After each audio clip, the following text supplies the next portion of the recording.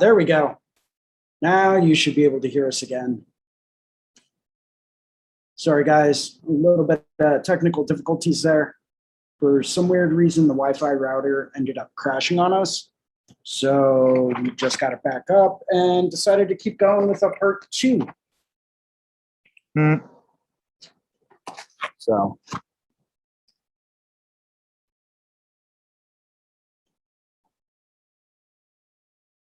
Hopefully it doesn't crash on us again.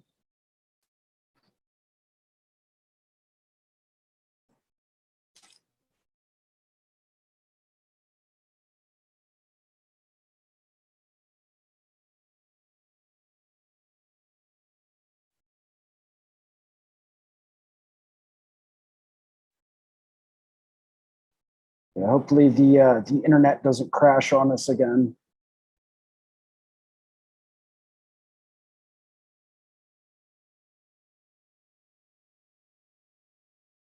Can you hear us now, Jerry?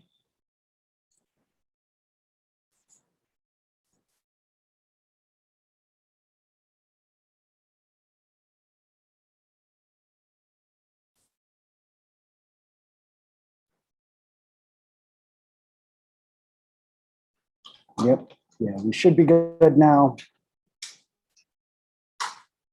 Worst case scenario, I'll do a little bit of video magic after the fact.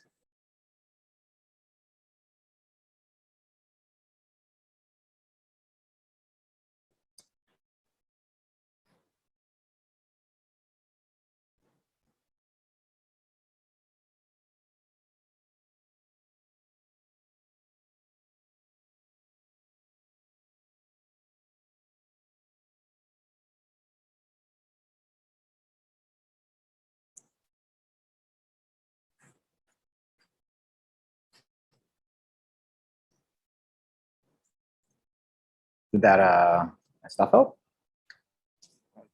Seems Now, like it. now, what's your view on using different types of lidocaine products? I know some people are adamantly against it.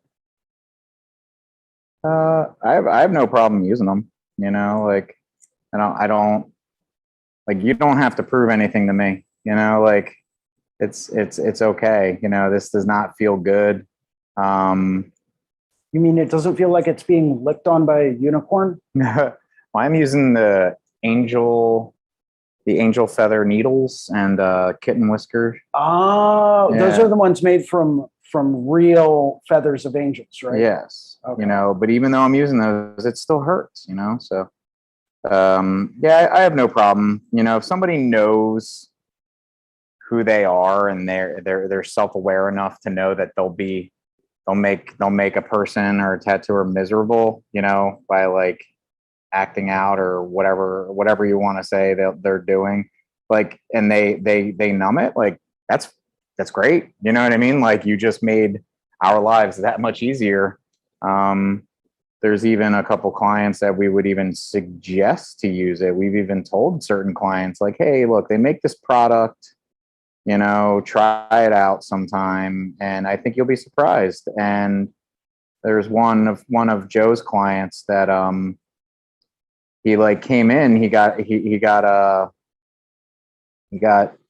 his first tattoo, and he screamed at the top of his lungs for the entire tattoo. And it was bad. So Joe suggested, hey man, like, you know, they make this product. If you use it, you'll be surprised. It'll help you. It'll get you there, you know, a little bit faster or whatever, or at least stave off the pain a little bit longer. And the guy was like, nah, I think I'll be okay. It's like, motherfucker, you like, we're looking you dead in the face and telling you it's not okay. You know what I mean? Like, you're screaming. You're literally screaming. Yeah, you know? That does not sit right with me. Yeah, like if you're going through that kind of pain, yeah, numb it. Either A, scream on the inside, right? Yeah. Scream all you want on the inside. Yeah. But I don't want to hear it.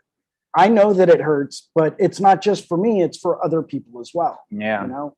you don't want people walking in that are considering getting a first-time tattoo, And they see or hear and that. they hear that, they're going to turn around and walk right out. Yeah. And it's like, well, by all means, continue to scream if you want to. Just know that for every person that walks out the door, like, that's money that's coming out of my pocket. Yeah. You know, and that's something I will not tolerate. Yeah, James, on the second session with James, James text for me on my back piece. I brought numbing stuff and I didn't use it because I was like, fuck it. It's only 5 hours. Like, it'll be okay, you know. And if I, stop early, I stop early. No big deal. And I went in to his, this is when it was in his private studio in Blind Bay. And I went into the room and I was like, yeah, I was going to use numbing stuff. But then I was like, fuck it. Who cares? It's just a little bit of my life, that I'm losing here and there. And he's like, I wouldn't have tattooed you. And I was like, what? And he's like, I wouldn't have tattooed you. I don't like what it does to the skin. And, I would have turned you around. He goes, it sucks, but like that's that. And I was like, wow, that would have been horrible because, I flew all the way out to middle of nowhere, BC to get a session done, and to just turn around, without getting anything would have been like horrible. So I guess if you're like animately against it, like maybe like tell your client, be like, look, I don't use numbing stuff and I prefer you don't, and I won't tattoo you if you do. Like, because that would have been a horrible, horrible, horrible experience, Yeah. to get out there and then not actually get anything done. Like, but other than that, I mean, because you're not only are you flying to another country, but then it's, however long of a drive to get there. Mm-hmm. And that just to turn around and find out that you can't get tattooed. Yeah, that would have been horrible. So I'm glad that, like I was basically being like, a young version of myself. I'm like, I can take it. It'll be fine. Like, I'm glad I did that. Because as I get older, everything just hurts more and more and more. I completely and totally agree with you on that. I think if it's a little bit of like back teen or maybe some hustle helper. Or whatever, yeah. No, he during the process, then that's one thing. But like coming in with like pre-numb, I won't do it. Like, that's not something I am willing to do for myself. There you go. Just because call me old fashioned, call me whatever you want, call me, just one of those guys that like just doesn't understand the advancements in things, right? But I'm one of those old school people that believes that you still have to earn your tattoo. There you go. And part of getting tattooed is a process, right? And it's not a pleasant process. Nope. And because it's not a pleasant process, that's what makes it so worth it. The fact that you have sat there, you have endured that. And because you've endured that, it gives you the right to wear that. Yeah. If that makes any sense. Yeah, I can see that. It's like poetic. Right. That's poetic, yeah. I personally don't care at all. It's like, you don't need to prove anything to me. Same thing with like when somebody wants to get like their hand done and they have very few visible tattoos. I don't turn people away because of that. I'm not your fucking mom. I'm not your dad. I'm not gonna like, tell you what to do. Like, you want to get your hand tattooed? Like, bring it. I'll tattoo your fucking hand. I don't give a shit. Like, who am I to tell you how to run your life? Like, like how did it end up that tattooers are like, the moral compass, like in society, you're not gonna get a job. Let's take a step back there, okay? I mean, you just used the word morals and tattooers in the same sentence, okay? Let's, I mean, we are pretty awesome people and we do have a pretty decent sense of morals, But there are definitely some guys out there that you would not want to put those two words in the same sentence together. No, I could name a couple. Yeah, so could I.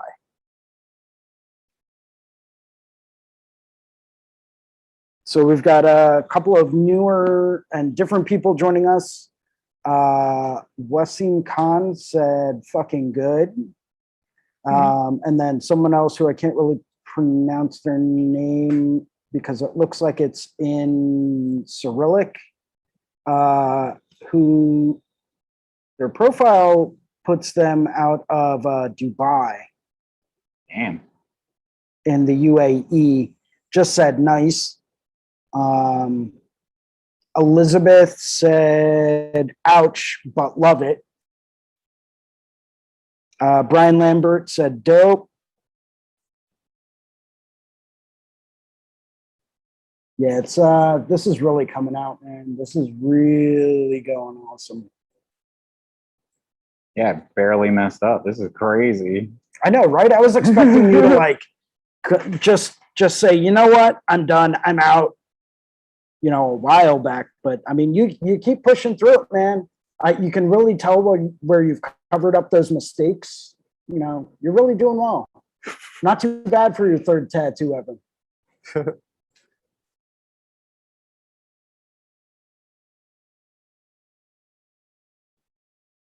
Yeah, Brian Lambert just made a comment. Dude is just chilling like a villain. See that, Joe? You're doing great. Yeah, Joe, the client who's getting tattooed right now, is an absolute tank. This dude is putting me to shame like there's no tomorrow. It's impressive. After we talked him off the ledge. I don't know what you're talking. I didn't talk anyone off of any ledge. Right. If anything, I'm like, yo, dude, do it. That looks like it'll be fun. You'll enjoy the fall. Come on, man. Right? All you got to do is jump a little bit. Just do it. It'll be fine. I've done it twice already. Inside.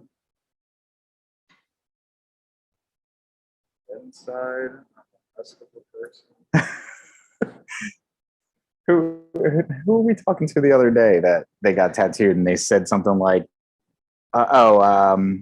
he was getting tattooed by what's his face, the traditional Japanese guy. I can't remember his name, but he caught his face and he was like, "Is everything okay?" And my client was like, "Yeah, man, I'm just fucking depressed over this." He's like, I'm just over this, you know. And he tattooed the soul out of this man. Ugh. And he just just the way he expressed it was just like, wow, like that's when you know you've hit the bottom. Yeah, when you're literally tattooing someone's soul out of their body. Yeah, it was Matt Lambden. He was getting tattooed by Lambden. And he like tattooed the soul out of him. Just the face he had on. It was priceless. Yeah, we're up to 138 people watching live on the Facebook. You got a good view of it? Oh, yeah. Yeah, cool. Yeah, I mean, we may want to rotate them back towards me a little bit more in a little bit, but for right now, for the area you're working on, you're fine. I'm going right here. Yeah, that's fine. Sweet. That's why I set up two cameras at two different angles, because I know that as that head rotates, I'm going to want a view that kind of adjusts to that angle. So I spent a lot of time thinking about, you know, this whole setup and the whole shot and everything like that. Not that I'm like a good video person by any means, but, you know, every now and then, like I said, I get some good ideas. Laura Green just said incredible. By the way, guys, if you have any questions, feel free to type them in the comments section. I'll be more than happy to relay them because Rich can't really hear you, but I can.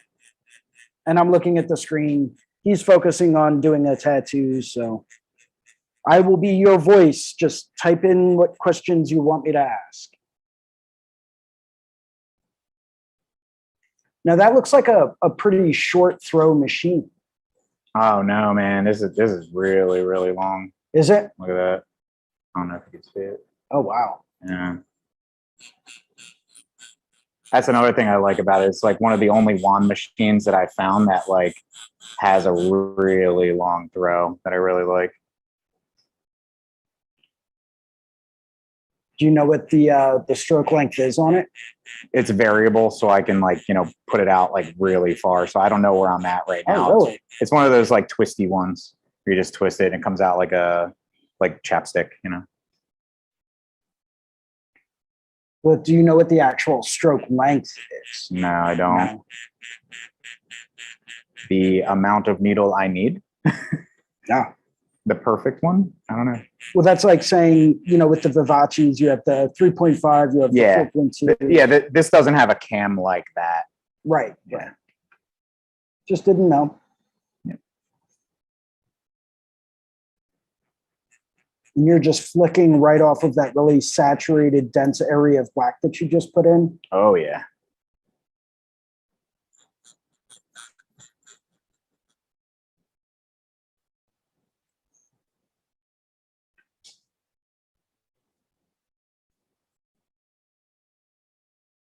So Brian Lambert asked, which machine you using? This is a Mast, M-A-S-T. I don't know which model this is, but I do have their wireless. It doesn't have like a battery pack. The entire thing is just rechargeable, and their wireless is really awesome. I would suggest it for anybody who wants a machine that will run 6, 7, 8 hours at a convention without any issue. And it's only, you know, it's cartridge machine, of course, but like it's a pretty rad company. I'd never heard of it before. A buddy of mine out in Colorado, Eric Hayes, suggested it to me, and I picked up like 3 of their machines, and I love them. They're really good. I don't like lining with them though. I'm not gonna lie about that. You know, I'm not a fan of lining with cartridges. I don't like how it feels.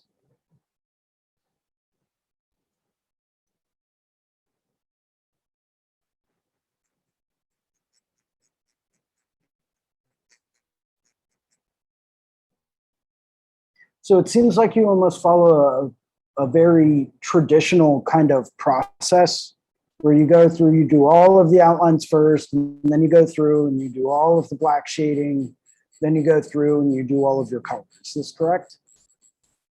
Black shading, then what? Color? Yeah. Yep.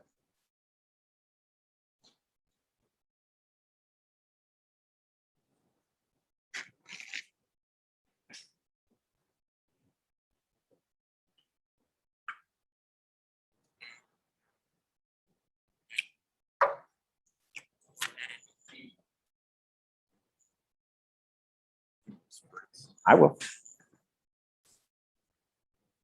Joe's demanding a spritz. Oh, Lord. Now, whenever you do provide a quote unquote spritz for people. That's all they want after that. Well, no. Give me a My spritz question here. is, Give me a are you spritz giving there. Are you giving it a few minutes for it to soak in? Nah. No, you're just Nah. going straight into it after that? Yeah, I like tattooing it into them.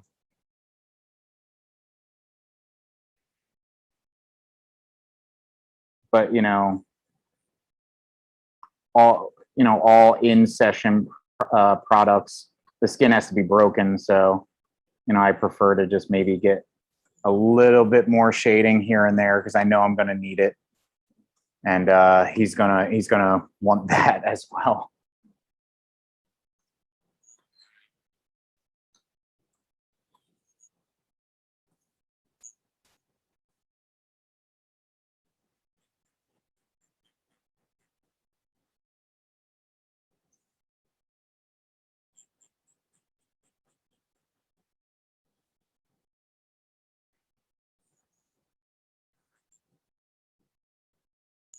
So you're just working straight off the tips there, right? Oh yeah. Plenty of needle hang coming out, just kind of feathering it off of those super saturated black areas. Yep. Exactly how I would say.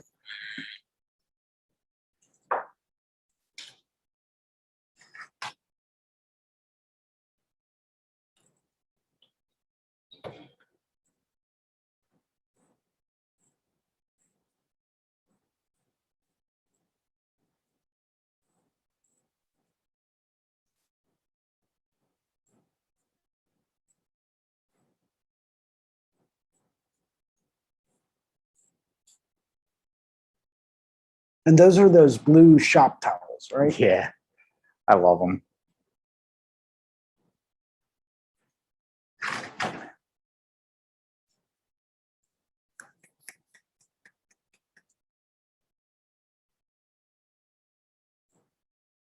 And I'm only touching this because this is Joe's. So this doesn't get used by anybody else.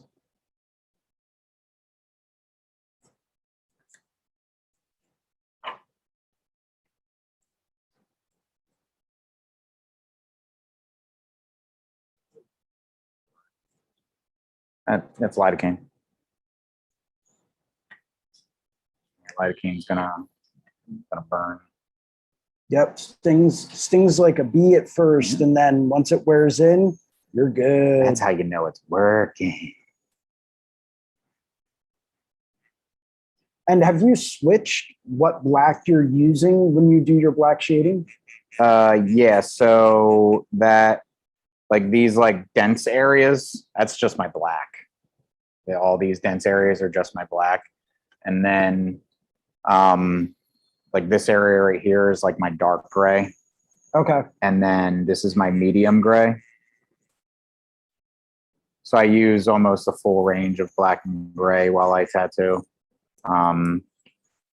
You know, like it's weird because sometimes when you're tattooing, you'll say, oh, you know, like you want black and gray or color, and it's like most of the time I do both in every tattoo. You know, Right. I do black and gray and color. You know, Use your black and gray to create your values, and then use well your color to and create. you know my backgrounds. I like my backgrounds to be black and gray. Right.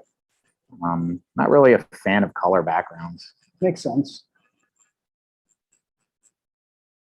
I think that's like the old, you know, Japanese style in me somewhere.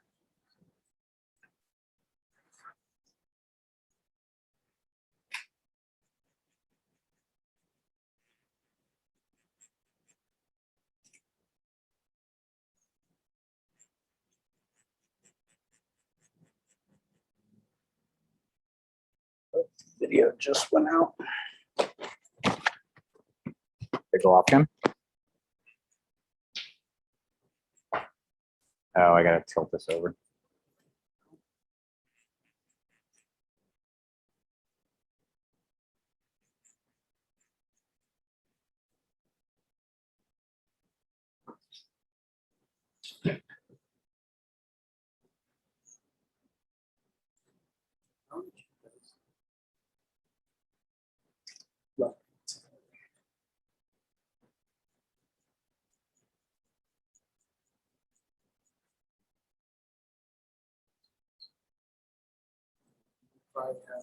Teach you back a little bit now.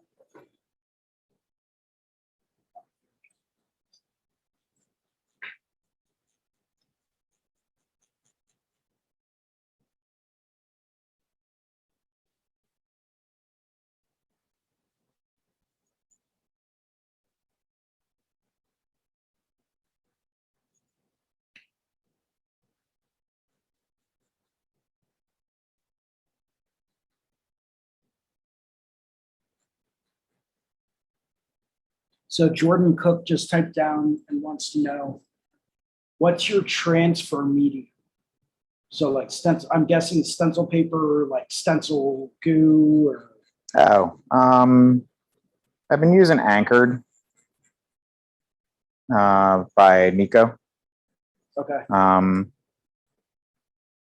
like it. You know, I've used just about everything, but yeah, right now it's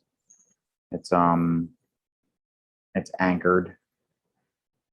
They used stencil stuff for a really long time. I don't even remember why we changed that or why I changed that. I think just one day I was like, hey, let's try this out. That's a name I've heard of before. I know, right? Yeah. Yeah, he's only one of the most well-known names in the industry. Yeah. Yeah.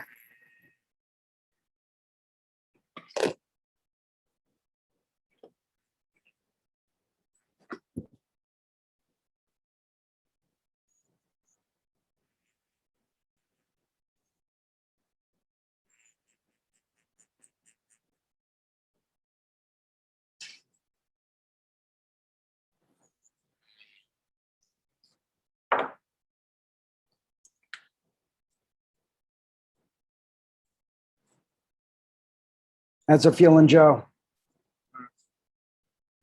Here and You heard there. that? I got one grunt. That was it. Here and there. Now you're going back in with a liner Yeah. just to create some of those tiny little dots and textures. Some of that black magic. Right, right.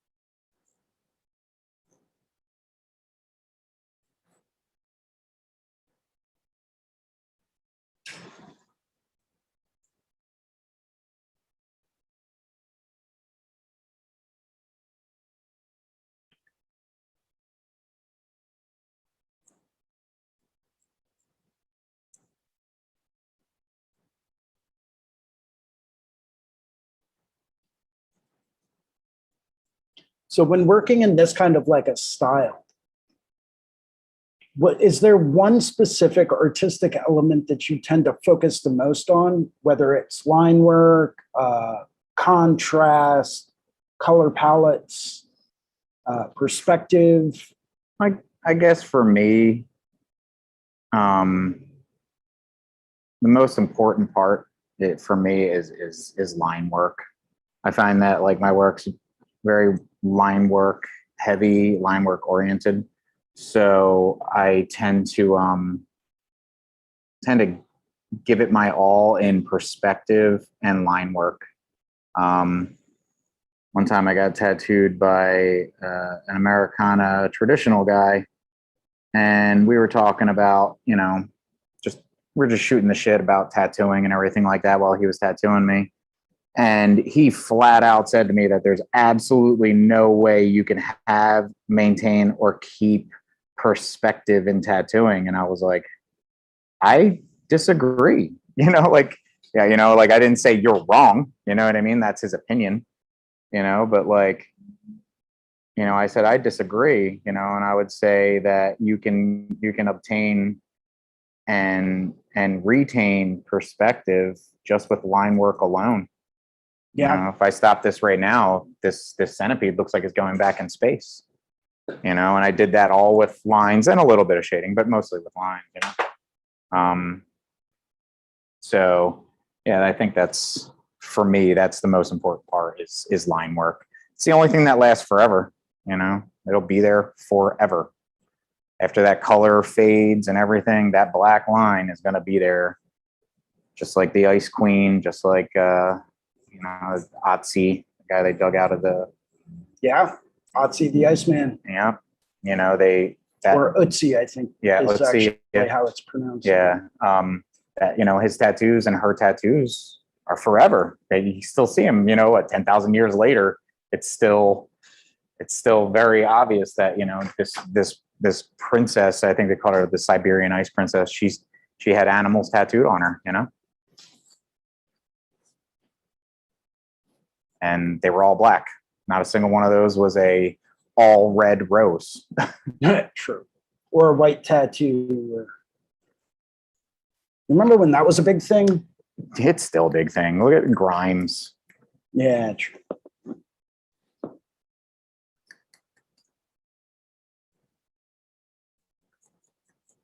All right, well, time for color. You gonna make it? So Sweet.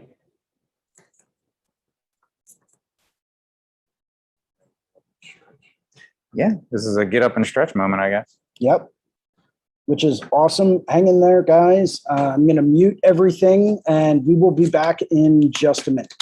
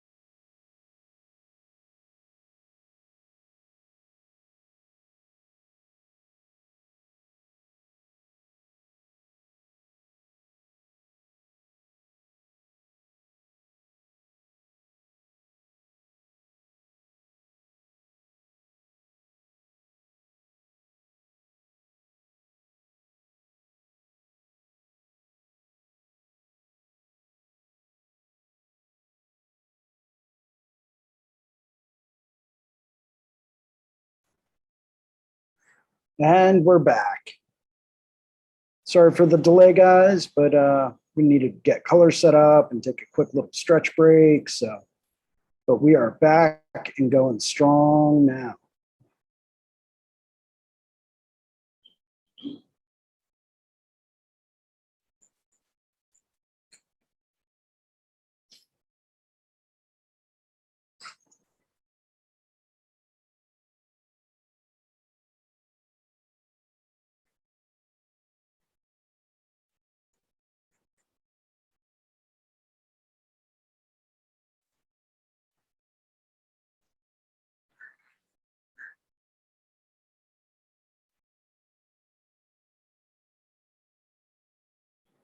Finishing up with the black and then blending in. That was a dark gray, Okay. and now I'm putting this dusty rose over top of it.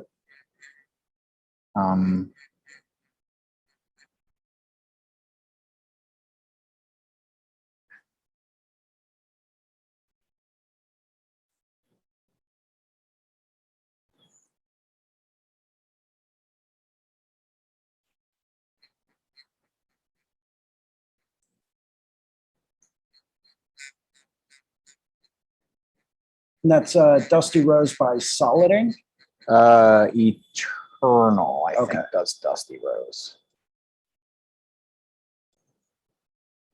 Woo!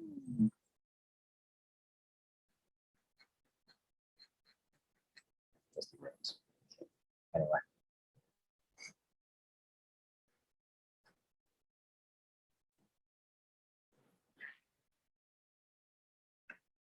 And you wanted to do, yeah, you wanted to do all that stuff with those, right?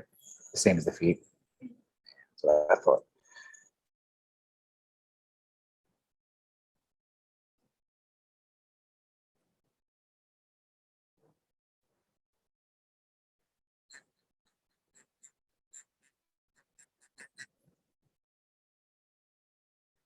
It's like I gotta figure out where your calyx are. I feel like it makes it that much worse, you know?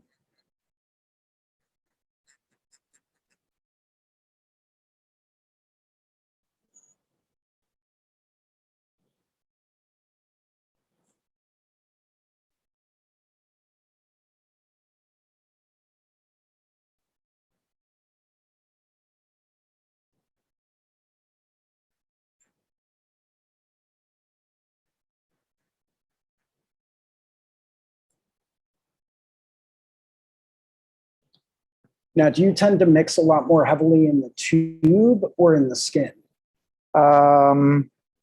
Skin. In the skin. Yeah, I don't think I ever mix in the tube. Well, not ever, but not often. I like mixing them up thoroughly, like beforehand. So you try to retain the purity of color. Yeah. You know, rinsing out in between each individual color and then blending back Yeah, into the previous exactly. area. Yeah. I've seen that. I've done that before where like you transition by like actually like dipping as you go and it just starts like becoming more and more saturated kind of thing. It's just not for me. You know what I Which mean? is fun. Everybody's got their own thing.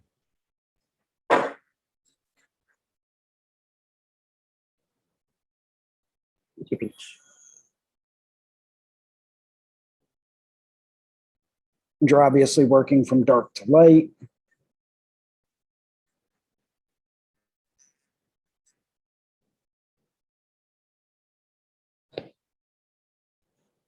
I know.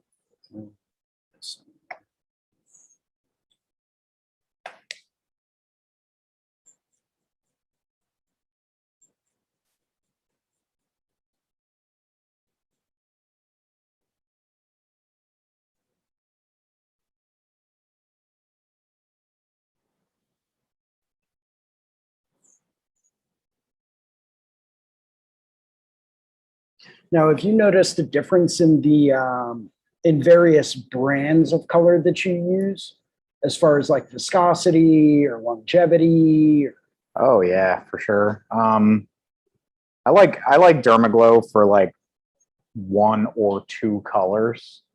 And that's just like water. That might as well just be water. And but it's really light fast. It's super bright in the skin.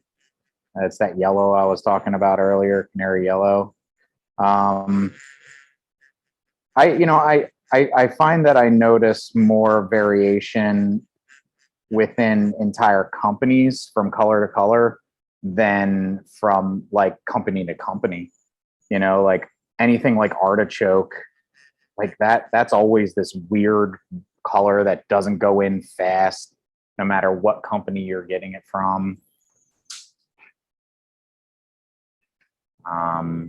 But for the most part, I think all the chemists like have it all figured out now. Like I don't think it's like there's less guessing games. Like obviously something like Starbright, which I haven't used in like 20 years. Starbright's got that chalky feel to it. Mm-hmm. There was a brand that was out for a while from Australia that would never dry.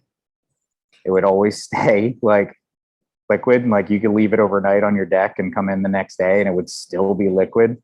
And I can't remember what happened to it, but they just disappeared off the face of the planet. I wonder what that was about. But that ink was really weird. I can't remember what it was called though. I think it was called Classic. So long ago. Now, as far as like your methods of using color when at that stage in the tattoo, mm-hmm. What kind of advice would you give for people that, once again, might be a little bit more on the young side or the early stages of their tattoo career? In reference to what? In reference to color. Any advice, anything, any recommendations, any technique preferences, anything?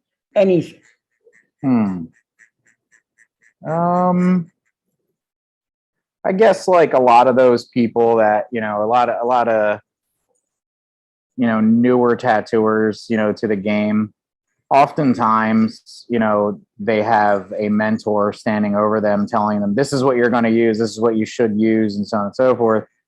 And obviously I'm not saying like, I'm not trying to, foment an insurrection through all tattooers and shops and everything, but like, like you should keep your mind open and, try different things, and when you do, don't be trying to do a half sleeve with a brand new color of a company you've never used before. Maybe like try it out first, before you on a smaller piece before you decide to go full in with a color that of a company you've never had an experience with. And a good example would be like something like Stable. Like Stable, I don't even know if they're still around. They probably are. That company, that type of ink is not for everybody. So, if you were to start a large piece with that and then you start, you start it and you feel like, oh shit, what did I get myself into? Like this color is not going in fast. It's not bright. What the hell's happening here? Like that's an example of like being terrified of a color, or a company or whatever, and being like scared straight by it, I guess is a good way to put it. But still experiment, try it, see if it is for you. That might be the company that works for you and your style. I've had some, like when I was trying to kind of figure out where I was going with like my style and everything, I used to play around with the idea of like, thinner colors, or even just dipping in your wash cup and thinning out your colors, and then layering on top of it. And that's when I used to do like a lot more detailed work. I used to do like a thinner color, let's just say like like the Dermaglow I was talking about earlier.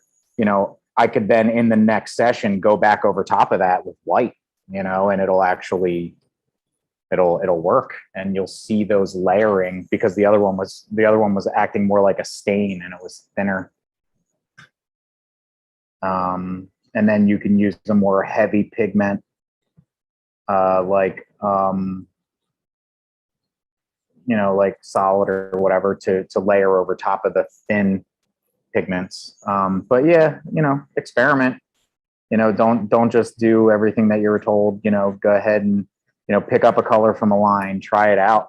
I personally use solid is my primary groups of colors, and then fusion is still on the list. And occasionally an eternal will make its way in there. Yeah, but that's about it. I think I got like the things that work for me. But it won't stop me from buying. Like the other day, I bought raw pigment. I bought the red, and I haven't had the chance to really use it in larger areas. I've only used it in small areas because I want to see how it heals and how it goes in and all that kind of stuff. I haven't been able to actually color in a larger piece like with it. And then there was another. What was the other one?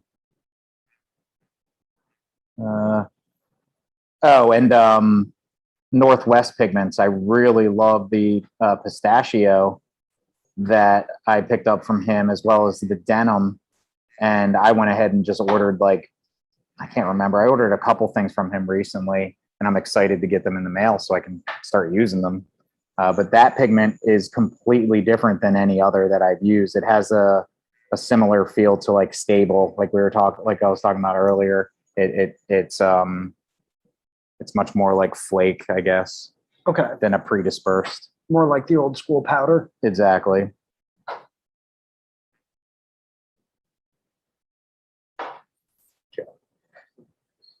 What? It's your girlfriend.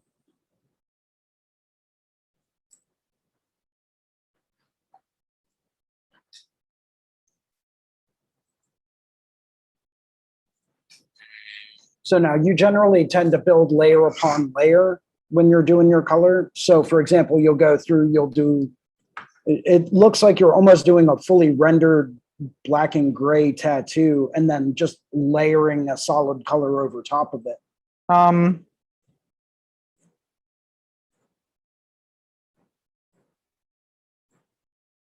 I sort of, I guess. I want the back of this centipede to be darker. So I'm using that on, like, basically I wanted to use only black as the outlines and in the background, but then I want elements to be really dark in this. So I'm going to go ahead and do these ones with a little bit of black in the back there, but I'm not going to do any black in any, or gray even, in any of the legs or belly of the piece. So in the case of the back, yes. Gotcha. And then, but for the belly and everything, no. You all right?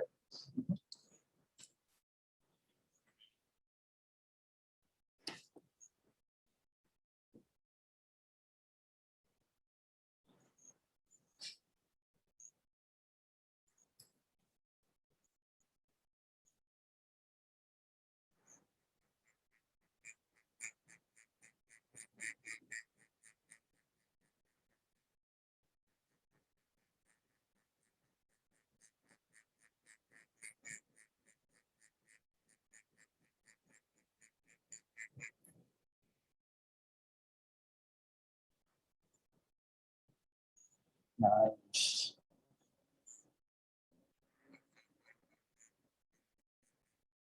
Now you mentioned before about switching up and working on expanding your color palette to include a lot more muted tones as opposed to just specifically bright tones. Mm-hmm. How do you feel that that's impacted the type of tattoos that you've done?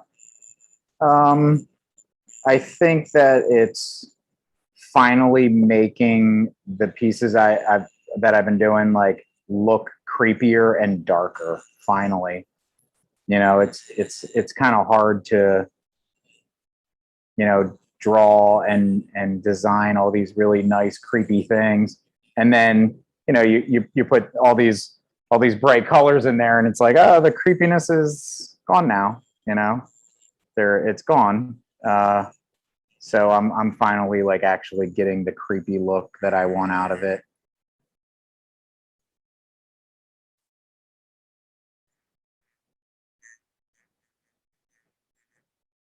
Now, do you generally tend to adjust whatever color palette you're using to fit the fit almost like the emotion or the kind of like vibe that you want that tattoo to give off? Say, for example, someone comes in and wants, you know, a happy little bluebird, right? Would you then adjust your color palette to reflect that, or would you still stick with more of a muted color palette? I guess if they would let me do the muted, I would. That's how I prefer it. Like, you know, if you wanted a happy bluebird, like you probably shouldn't come to me for it. You know, like I would prefer to try to make it look more how I draw instead of trying to ask me to pretend I'm somebody I'm not. You know. Makes sense.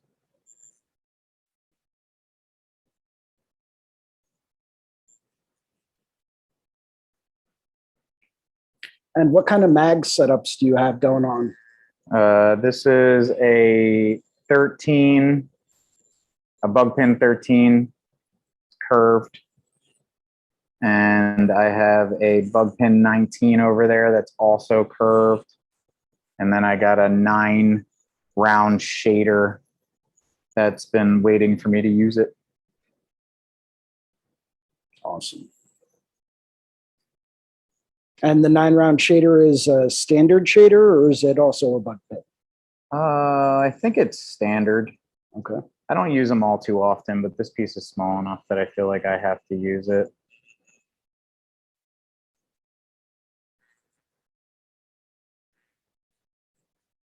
So Benjamin just made a comment on the looks like the YouTube channel where he says, "What are you using the gray over the black for?" The gray over the black? Yeah, I think he's referring to that denim color. This is anonymous. This is the color anonymous. Darkened with black. And it's basically just the transition color between this and anonymous, just straight out of the bottle. So I needed a transition. I don't like hard transitions of black into color. That's just not it's not something I can look at and then be able to just accept and tolerate in my work. I like to have nice blends out of black no matter what. I don't like seeing the harsh kind of like, I don't whip shade, I guess is a good way to put it. Like, okay. I don't like the hard edge black. I like it to be nice and smooth.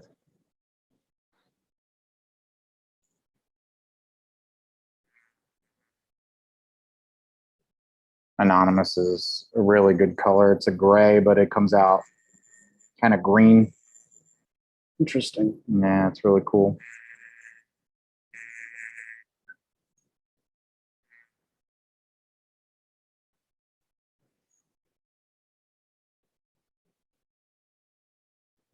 And anonymous is made by Solid? Yeah, that's a solid color. I see what they did there. A solid color.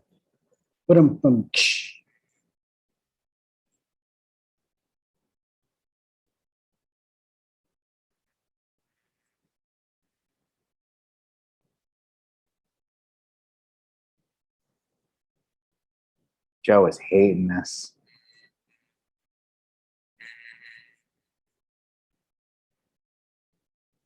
All right.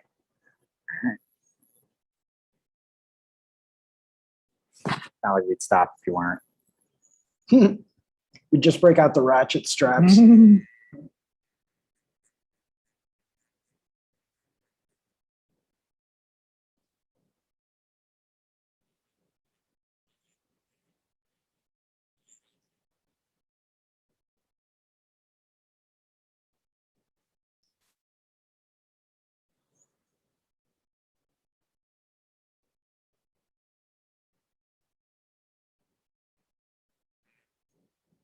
Once again, it seems as though you're working straight off the tips of the pins and just kind of feathering everything in there. Yeah, yeah.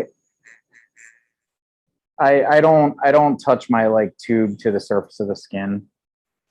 I feel like when you discuss things like, you know, working off the tips of your needles and stuff like that, like, you know, you got to take in consideration like your hand motion or how you like the tattoo, and you know, and the speed at which you work and all that kind of stuff. So I would say, like, in my case, I don't touch the needle, or sorry, I don't touch the tube to the skin. I hover and I let the needle do its work for, you know, for me. So I'm not like, you know, stressing about putting the color in there. It's just doing it for me. Yeah, I guess that's it. You know, Now, do you do every tattoo that way, or do you vary your technique based on place? No, every tattoo like that. Yeah.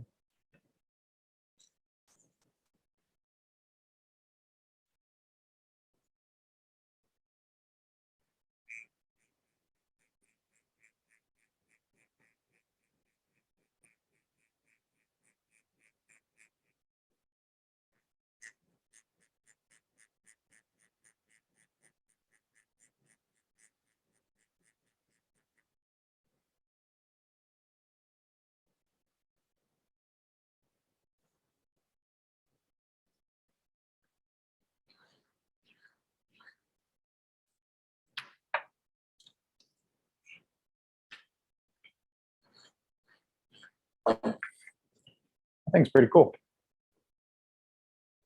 I like that. We should let DipCap know that we're using their things for the first time.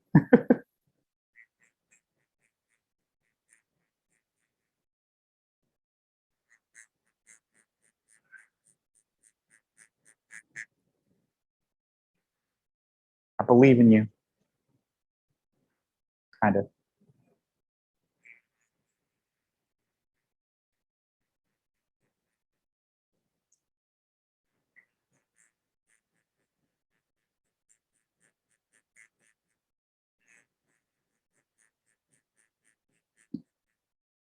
So now, what kind of advice would you give to an artist that is attempting to find their own unique type of color palette? Oh. Huh.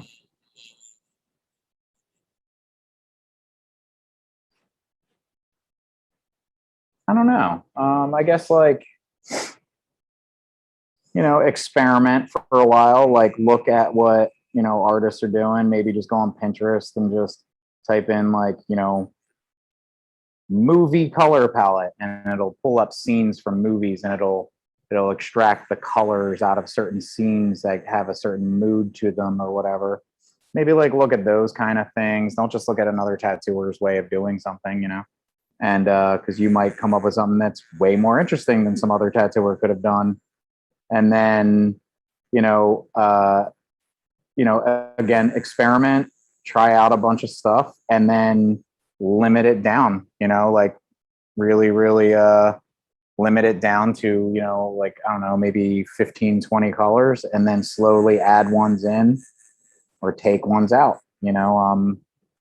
That's what I did recently, and I'm actually tattooing the color blue again. I haven't done that in a long time. Why not? I just don't like the color blue. Oh, fair enough. Yeah, it wasn't really something I wanted to see in my work, and it's not, you know, it's not a color that excited me in any way. You know, I'm more of a warm palette person, and blue just did not fit in there, you know, and now I'm back to using blues again. You know, granted, they're they're muted, you know, they're more like I said earlier, like denim or frostbite or I guess I like the light blues though, you know, like a robin's egg is a nice one, but it comes out, you know, depending on what's next to it, it looks white. Yeah. So you gotta, you know, be mindful of how you're using it and when you're using it. Because it won't even look blue.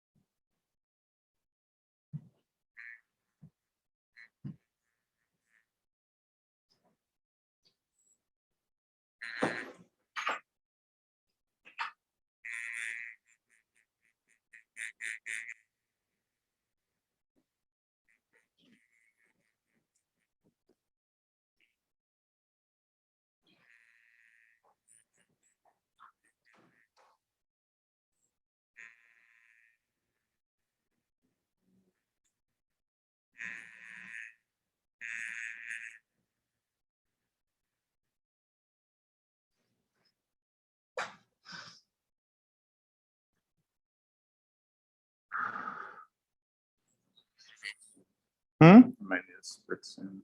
Okay.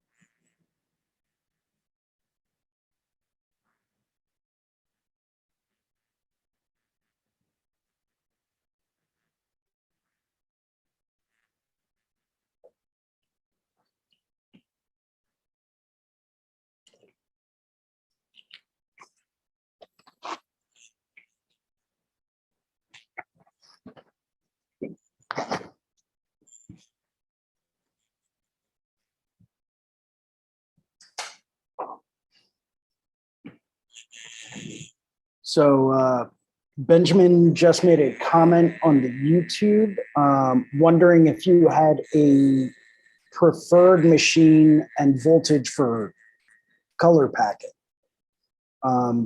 You have used the the Vivaces in the past, correct? Yeah, I used to use those Vivace, Neotat Vivace for absolutely everything. And I would even say if you want to set, you know, if you're a person who just does like, you know, one size mag for like, you know, for a tattoo, then I'd say, yeah, dude, pick up Neotat for all your needs, you know, like, you know, get, in my case, you know, I use 3 or 4 liners at a time. So I would get, you know, 3 or 4 Vivaces and then, you know, have the one for color as well. You know, for both color and shading. I never understood needing a different machine for shading over color. It's all the same to me.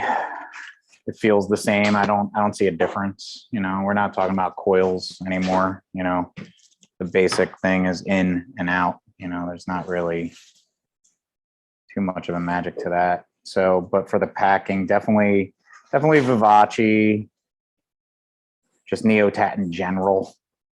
And then if you need, you know, several different size needles out, I would suggest what I'm doing right now, which is a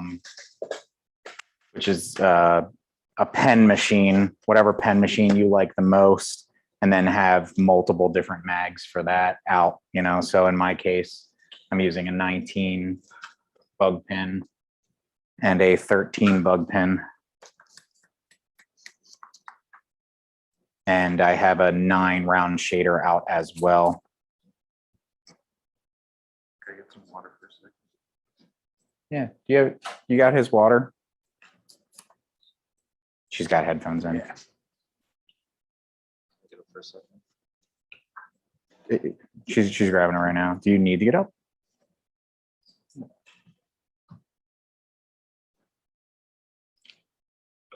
We need to have like one of those boxers corners with like the little squirt Squirt is- bottles. Yeah. You're doing great, pal. Yep. Just wipe some Vaseline on his eyes and around his forehead. You'll be fine. You'll be fine. He's gonna kill you, Rock.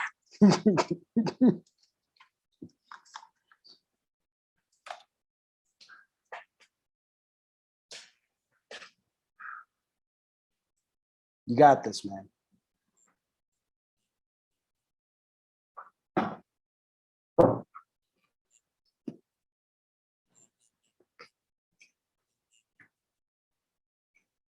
Doing better than I could do. That's all I gotta say. Yeah, you're definitely putting me to shame. That's for sure.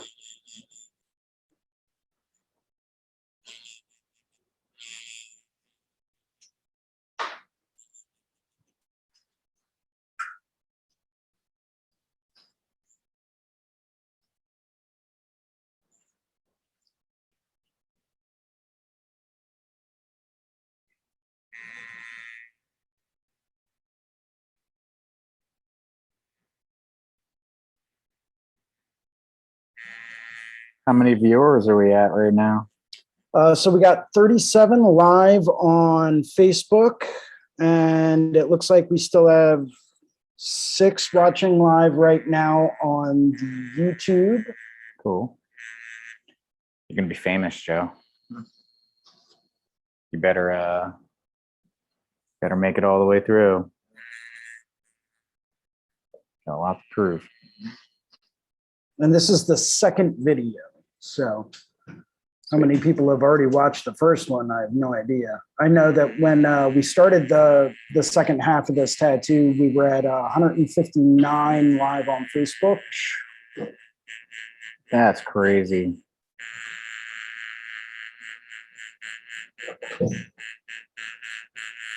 Everybody just wants to know where that tattoo model came from.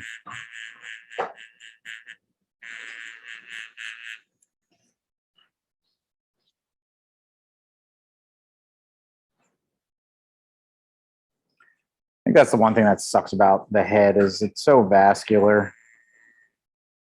No matter how gentle you are, people are going to bleed. Yeah, there's nothing you can do about it. You know, I can run this down to like a 4 and it'll still be doing this. Super. Yeah, but it goes away after like 2 or 3 wipes. It's just the redness that's there afterwards. It's a pain in the butt. Yeah, and there's not much anyone can do about that. Yeah.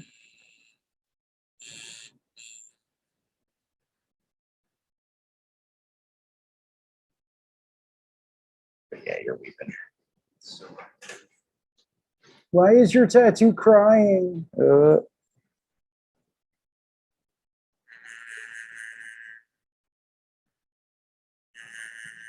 So do you have any advice on getting solid skin saturation? Patience, patience, patience, patience. Everybody always wants to rush through everything, I notice. You know, patience. Everything you've learned or you should have learned at some point, you know, go at the skin at a 45-degree angle, or just go upright and be super patient about it. That first wipe is a really good indication on what's in there and what's not in there. So it's right before the irritation pops up. So, you know, you hit a spot like this, and then after you're done saturating that area, give it a wipe. And that first wipe, you can see if it's all the way saturated before the blood comes up. That's about it, you know, and then you can see areas, and, you know, don't be afraid to go back in and make sure they're nice and solid. That's about it. You know. Reed McCarthy says, look sick, guys. And then it looks like Spider, I think that's the name. Spider says, Jerusalem? No, it's Spider Jason. No, it's XX Spider XX8. Not Spider Jerusalem. No. Okay.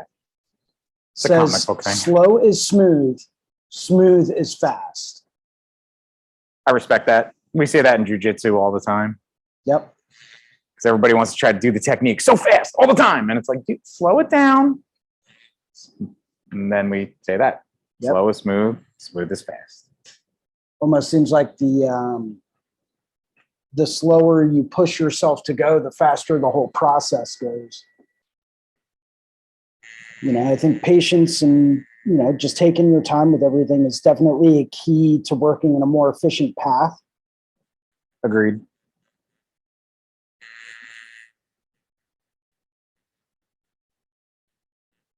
You know, as someone that once gave me a bit of advice once said, they said, slow down, take your time, do it right, and then move on. Agreed. And you would be surprised at how much that has helped me in my career and how much that it's just really done wonders for, you know, just working at a much more efficient pace.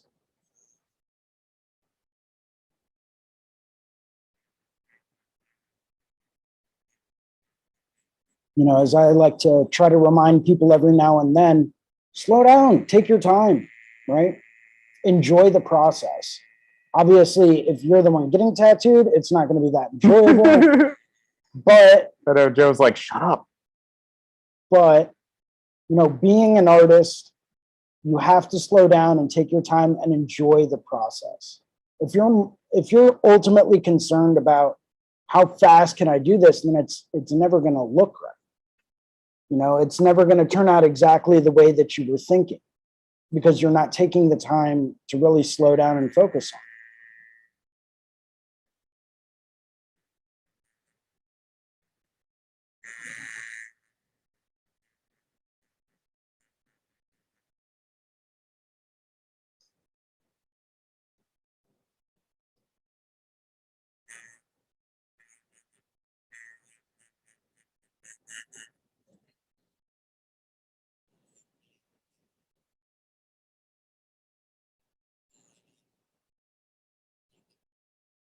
Hey, Joe, I'm going to slow it down a little bit. No, don't listen to my advice right now, man. Joe, I am sorry, but it's gonna be like that Tortoise in the hair story about the hunt. In the hunt, yeah. The hair just kills the tortoise. Yep.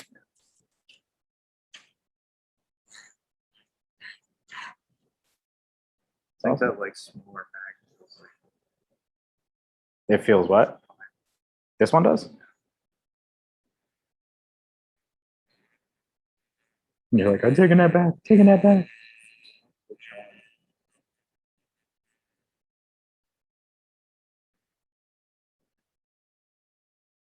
cousins watching. All right. Sub Reed. Is Joe's cousin Reed watching? Might still be, yeah. Oh, He did make a comment earlier saying, "Look sick, guys." Oh, yeah, yeah. That was him. Joe saying what's up. I don't know if you can hear that through the mic. A little bit. Cool.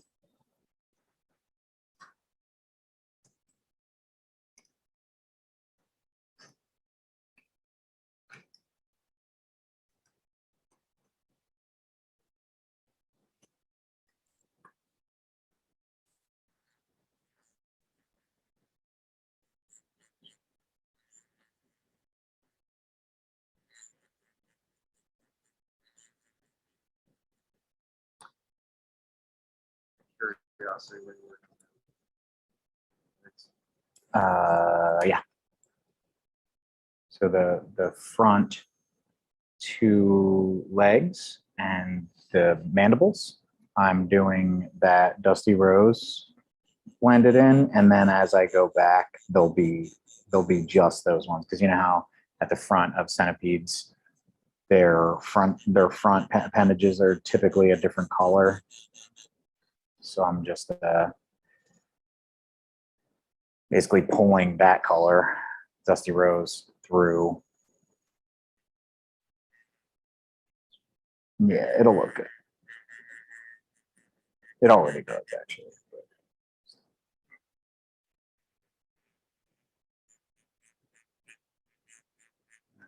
Now that we're done putting the stencil on, start outlining. Right? Whoa. Sucker.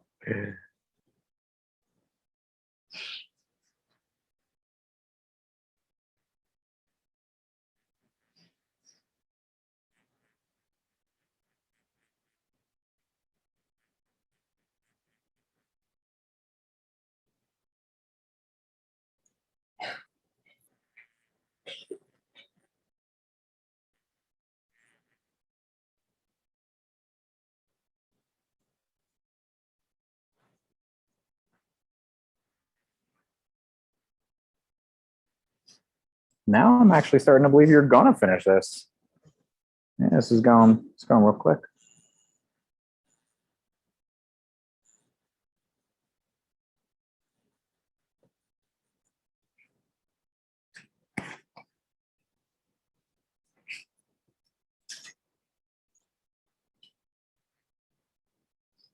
I think when we get off the temple, you're gonna start feeling better. And then when we get to the back of the ear, you're gonna hate me again.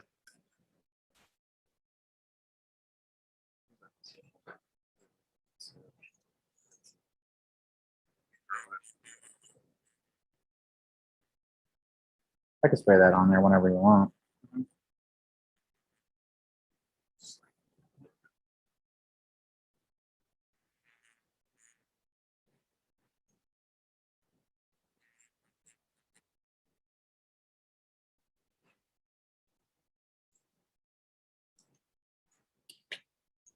You want Hustle Helper, or do you want that other spray? The Hustle Helper? I like just loading I'll use this one. Did it? God damn it! You literally have a cowlick like right where I'm at. Like this hair wants to go that way, and this hair wants to go that way. I'd be more worried about the lidocaine soaking into the roots of his hair and making all of it fall out. Yeah, not to alarm you, man, but you're looking like you're balding right around here. No, I'm just kidding. I'll just get my tattoos. Yeah, just get your whole head tattooed. That's the answer.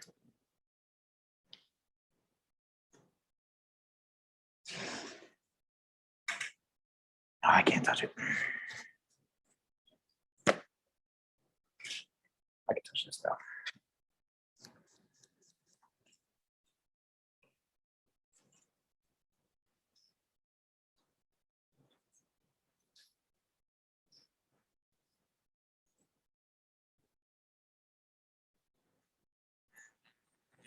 Going back in with that 9,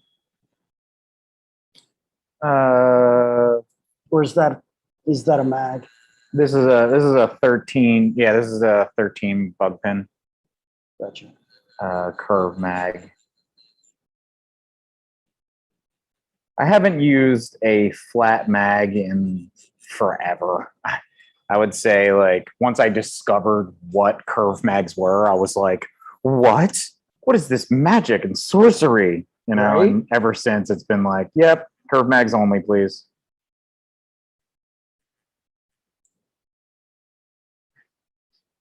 It's like there's no edging at all. Right? It's just soft and you can blend. And Mhm. Who needs blending? Talking about. yeah, I don't know about you, but I use one of each color only. Everything else is just mixed in with like my gnome magic Uh-huh. and a little bit of witchy dust. You know, made from actual burnt witches. I got a bottle of that. Yeah. See, we keep telling them it's hustle helper we're using, but it's actually burnt witches. Yeah, it's just we just mixed it in with a little bit of distilled water. I prefer witch hazel, but whatever. Yeah.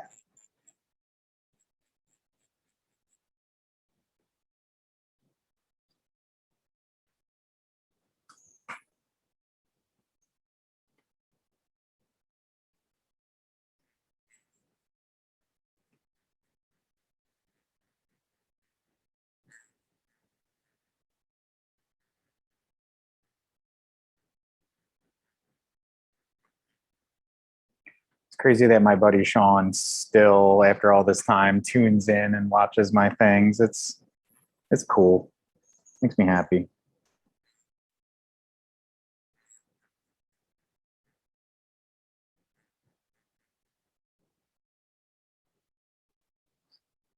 We're almost out of this area, man. You pumped? All right. Well, fuck you. I'm just gonna keep fucking tearing you up then. Yeah, dude, you just keep rocking, man. He'll sit. Yeah.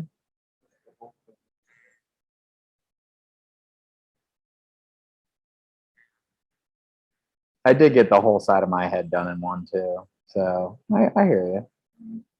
It's bad. It's in some spots it's good. You know.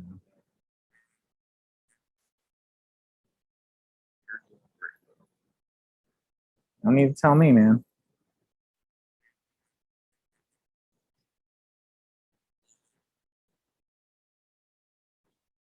At least you have off for the next 2 days. Go get wasted. Highly recommended after getting tattooed. Hell yeah. You can get chocolate wasted. Let's go to Iron Abbey. Get some wang. All right, I'm in. You're buying. I just tell you.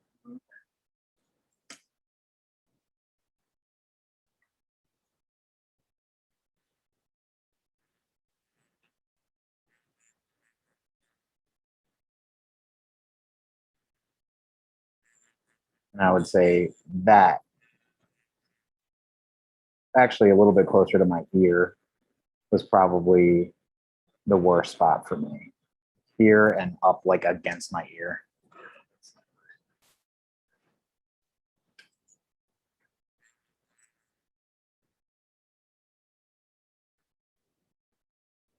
It's like my mastoid. Well, no, your mastoid's here. That's behind here. No, this is that's That's the base of your fucking skull. Oh, no, it's sorry, it's right there. Yeah, that's your mastoid. Sorry.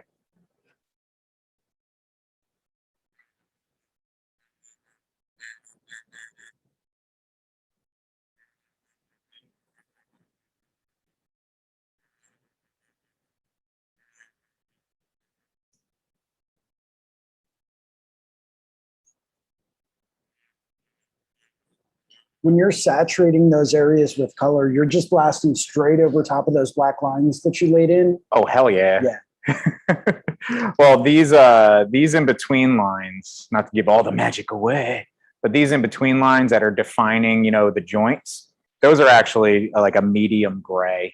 They're not black. Yeah, they're just there as like accent. Yeah. Define areas. Yeah, I don't want them to like, you know, I want them to be a little softer, you know. So when I find myself nowadays using more black lines than gray lines, and I think it's just because of all the years I watch them come back, and I'm like, oh, I wish I had that more definition in there. I wish I had, you know, more detail in there. And the only reason why I don't is because I chose to do blood lines or gray lines or whatever you want to call them. You know, I chose to do those instead of black lines, you know, just making them thinner. So, you know, but this is, you know, like I literally just expressed how I feel about something that took 10 years to like fully realize that, you know. So I'm finding nowadays I tend to do a lot more black outlines than gray outlines, but I still like to use them to define and to create, like you said before, texture and all that kind of stuff. So to define those joints, I just prefer to do them in gray. I think it'll look just as good in black, but I did them in gray, you know. That's just how I felt or how I feel about this piece, you know. And they're going to be a lighter color. We got, you know, Georgia peach here, you know. I don't want to put black outlines there. I want them to be soft. That's all. Yeah, I remember the other day when you had jumped into one of the drawing groups that I was doing, you had mentioned something about you use the full value range, not just line weight, but line opacity. Yeah. Which blew my mind. Because I was like, whoa, wait a minute. I knew there was something I was missing. It's like, well, yeah, it makes total sense. Yeah, I know, right? Why didn't I think of that? Yeah, you know, I did a piece. Maybe I was dreaming it. I don't know if I had a dream of this or not. It feels like a dream to me right now. But I think I did a piece recently where I even did a gray line using like my 11 straight. You know, just because like it just made sense. You know, it doesn't like it even though it's this enormous line doesn't mean it has to be black. You know, like it can be. No, you're good. It can be. I thought you were stretching.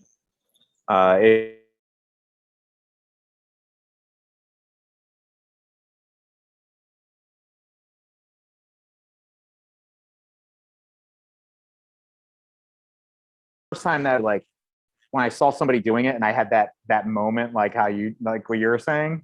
I was in Barcelona and I was tattooing in Barcelona and the guy next to me was from Lubeck, Germany, but he was a native Barcelonian, and he was like, you know, fixing or finishing some pieces he did, you know, that he started in Barcelona before he moved to Germany and opened up his shop. And he was going through this piece and he was doing these like real enormous gray outlines on a piece that he already did. And I was like, wow, that's really good definition, you know?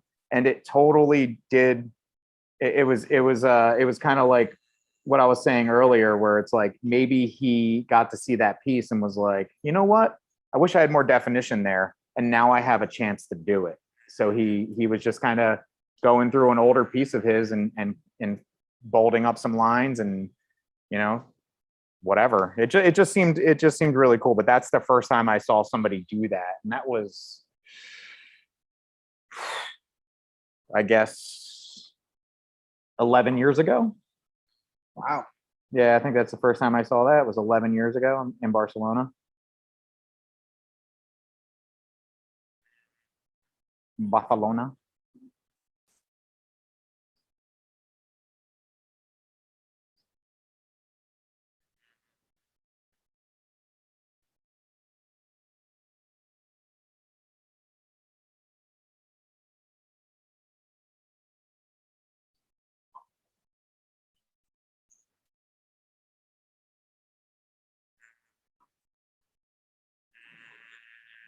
We should have like an advertisement afterwards for Hustle Helper.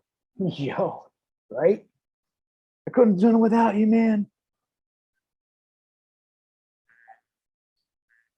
I believe in you, Joey. I believe in you.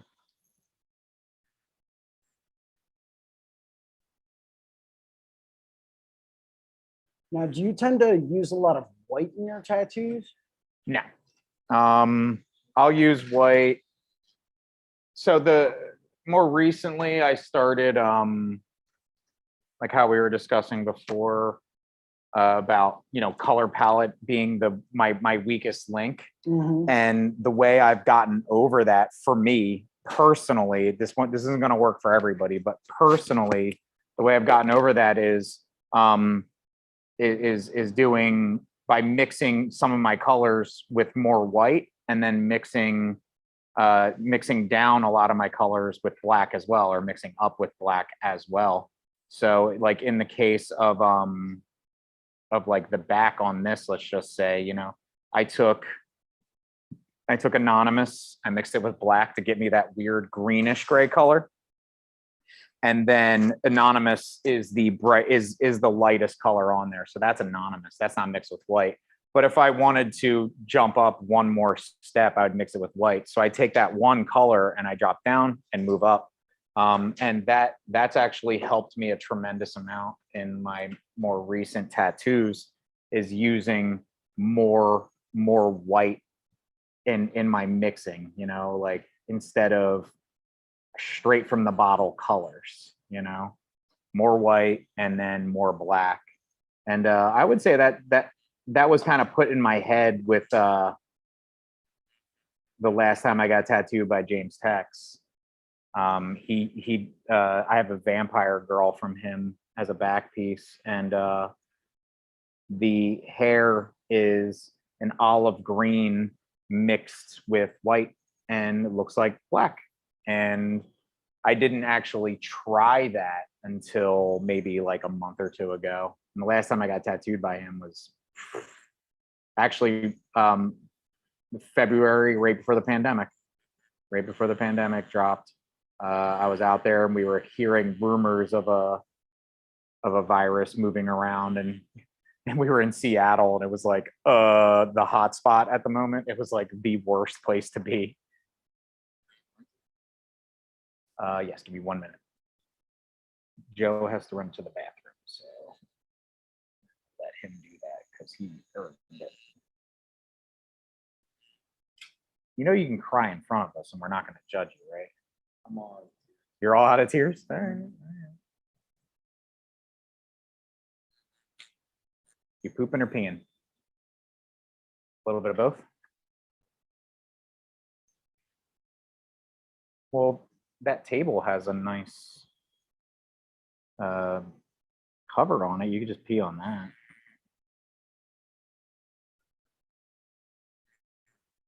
Of course you did. So Benjamin has another question. He said, have you ever used any of the Bishop wand pens? No. I do own two bishops though, two bishop rotaries. I like them. You know, they're not in my rotation anymore. But I wouldn't say anything bad about them. But no, I've never used one of their pens. I think if I come across one and I get a bug up my ass, I'll probably buy it. You know, I tend to buy a lot of machines just because it's kind of left over from when whenever a builder would come to town, you'd buy, you know, a liner and a shader and a color packer, you know, like that kind of thing. I still buy rotaries like that, which is like weird because there's really no need to, but I just like owning a little bit from somebody, a little bit from everybody rather. One more second and then you can run to the bathroom. Because we're almost on the entire upper body. Yeah, so I might as well just finish it.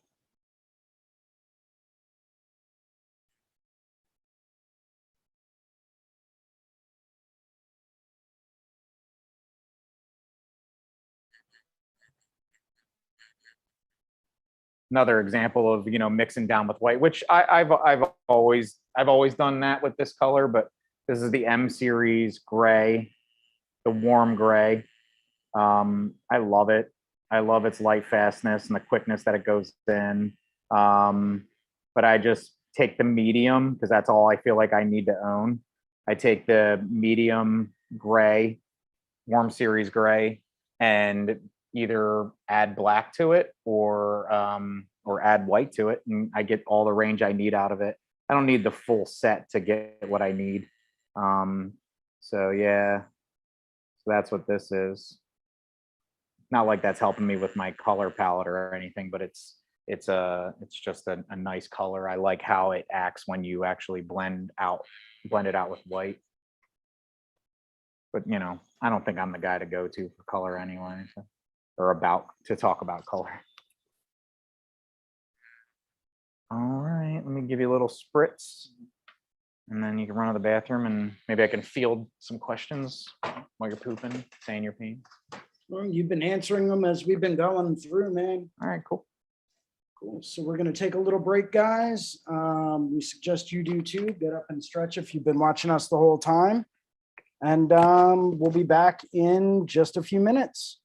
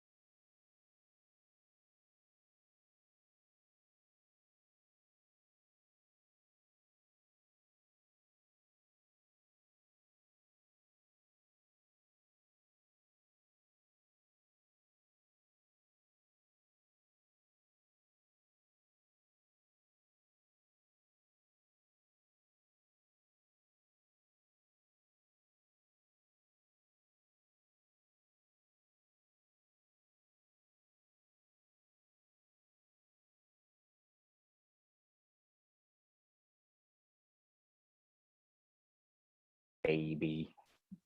And we're back. Whoa, welcome to joining Rich Wren Tattoo. Yeah, I mean, whoever would want to get tattooed by that guy? I know. I hear he's like kind of weird. Although I heard he is pretty decent eye candy, but you know.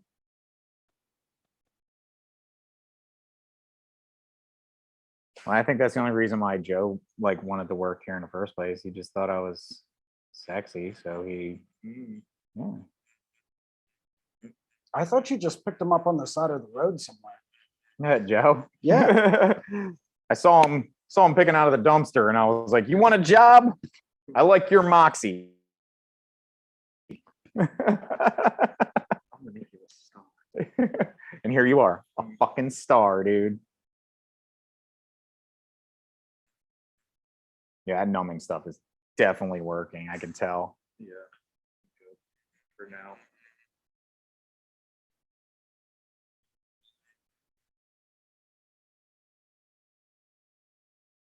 Are we on right now? Mm-hmm. All right, cool.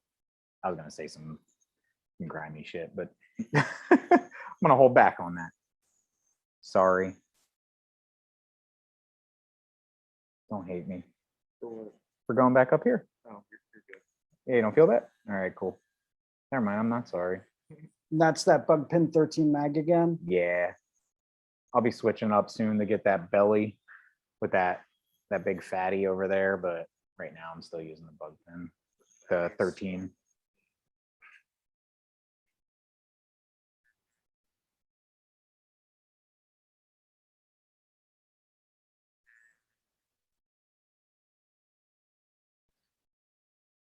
I feel like I really turned a corner with some of my illustration, some of my tattooing lately. You know, I don't want to like say it before I'm done this. Just be horrible.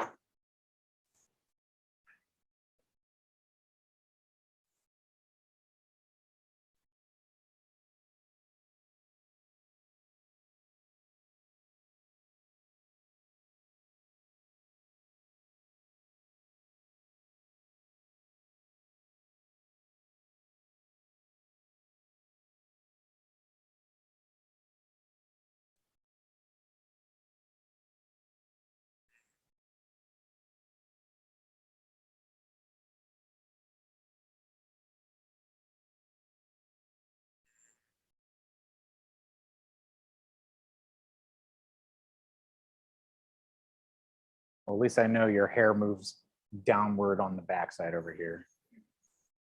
I don't have to worry about the wiping.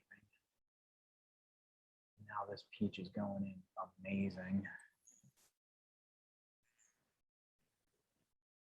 You're extremely like vascular at the front, so it was like really weepy. Now, like towards like the back over here and whatever it's going on, it's going in pretty quick.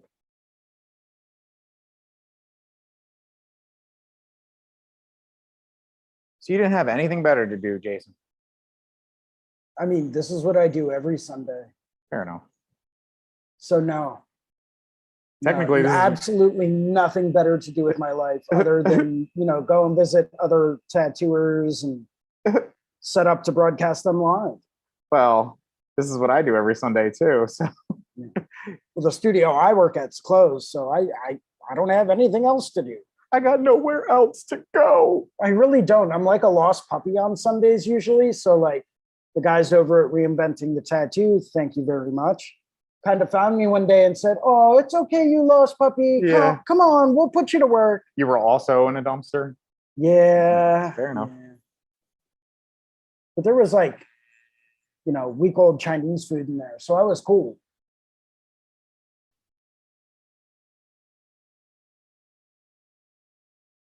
Yeah, I'm actually I'm trying to put together like a trip for next year to go to Japan. I'll go. You want to go? Dude, I've been Because I've there. already had one other artist that need not be named. That's, you know, a pretty awesome dude. he has been over there once or twice with another group of like tattooers, and I was talking to him about it. If he had any recommendations, he said, "Yeah, let me get done doing this rather interesting event that I have going on." He said, "But once that's done, I'd be happy to sit down and Zoom with you and go over a few things, or maybe even talk to you about getting a group of people together to head back over." Dude, I spent a month over there with my buddy Sean, the one that signed on earlier. It really is amazing. Like, I would love to go back. Like, a month is not enough time to really experience like Japan in any way. Like, because we were in Tokyo, and then we took the Shinkansen, the bullet train to Kyoto. But I really want to see like Hiroshima and stuff like that. That would be really awesome, because I hear that Hiroshima is like probably like one of the most advanced cities in Japan. Like, their like streets are like self-driving car style. Like, everything's like awesome over there. So I think I heard the same about Nagasaki, even though we bombed them to hell. Yeah. Well, they rebuilt in the 50s, that doesn't mean anything. But I would love to go back. I literally, I feel like almost every city every country I've been to except for Spain, I've said, yeah, I'd totally move here. Yeah, like Japan, exactly. I would totally live in Japan. It's so awesome. See, it's even more tempting for me because my cousin lives over there. He lives in Tokyo with his wife and his daughter. And he grew up in Virginia. Mm-hmm. And that's obviously, he's a cousin of mine. So I used to go and visit him all the time. But he's been raised learning Japanese since he was a kid. So he's fluent in Japanese. That's awesome. So it's like I would never have to worry about like having a translator handy, because he's right there. I hear that Japanese is like one of the hardest languages to learn too. I heard that Japanese and Mandarin. Oh yeah, Mandarin. Like formal Mandarin. During the lockdowns, one of the first things I did, because I was like getting like so like I don't know, anxiety ridden and irrational about life. I literally got what is it called again? The language software. Rosetta Stone? Rosetta Stone, yeah, not the other one. I got Rosetta Stone for Mandarin because I was like, this is the perfect time for China and Russia to team up and then fuck us up. You know what I mean? And I was like, this is, I should just learn it. So when they come over, I could be like, hello, comrades. Please do not destroy me and my family. And they'll go, we don't give a fuck.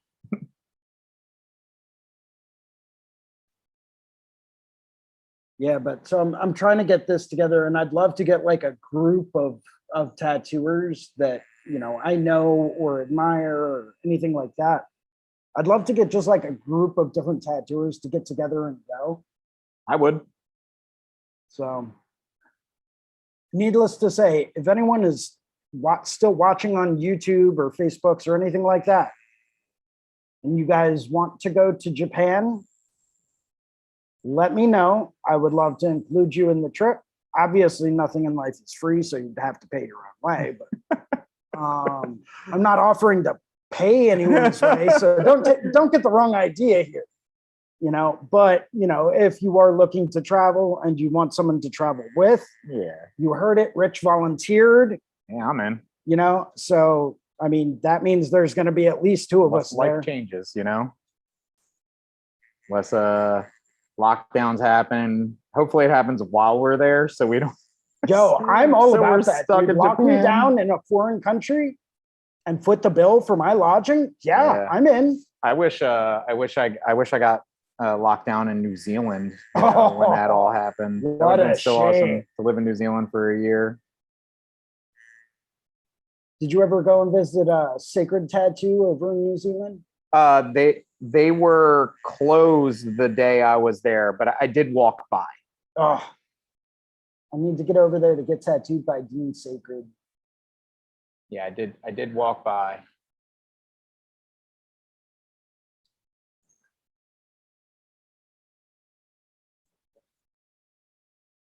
And you are flying through the color on this last section of it. Yeah, he's not as weepy on the backside here, so it's making it go so much easier and faster. That huge area, you could still see the irritation in that lighter gray. Oh yeah. You know. Thanks, Joe. You're ruining my one and only spotlight.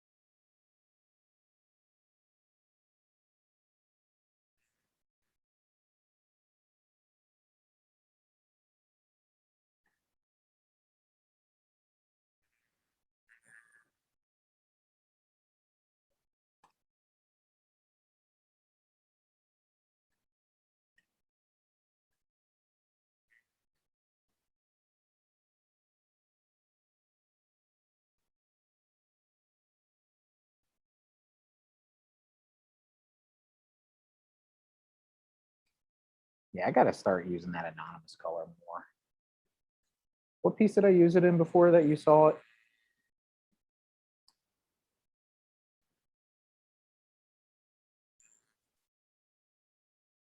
Yeah, but it's a really good color.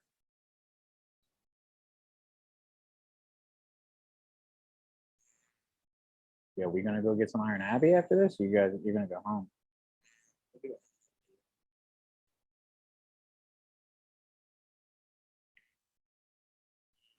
It'll be all right. This is the last time I'm there. Here you go. You coming out too? Who, me? Yeah. Oh, I didn't. Yeah. Yeah. I don't see why not. You don't have to if you don't want to. I don't know. Rich, All right, all right. lost puppy dog over here. Yeah, yeah. If you tell me, if you're inviting me out somewhere, yeah, I'm not going to turn it down. Cool. When are you gonna have us over for lunch? Dinner. Oh, I mean, we can do a lunch if you wanted to do a Monday, but I don't know when it's good for you guys. When I don't have jujitsu, it's pretty much the only thing that it always ends up getting in the way. It's weird. Yeah, so long as you like big, double thick cut, juicy steaks. Dude, so this morning I was on the Dodo. Fucking love that fucking page. There was this sweet little fucking cow, man, that like it had like a like a deformation of its palate, it looked like, and its tongue was out the side of its mouth. And it was like the cutest thing on earth, and all it wanted to do was be loved. And it made me like not want to eat meat again. I don't know. I'd say let's get on it soon before I make like a decision. You know what I mean? Because Fair enough. I'm really close to I mean, hey, going if that's- vegetarian or vegan. I was actually planning on picking up a whole bunch of like the Impossible ground meat as well. Yeah. So we can exactly. do like Impossible tacos or Yeah, for Gabby Gabs.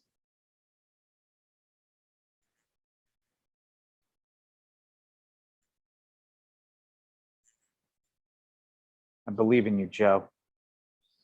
you are so close to being done, man. You got this. I know you do. You don't really have a choice at this point. I know, right? So like you're not going anywhere.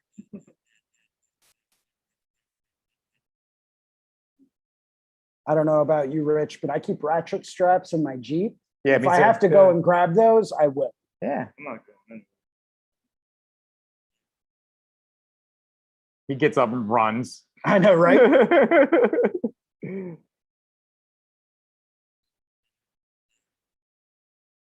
I'm only charging you $100 an hour, so.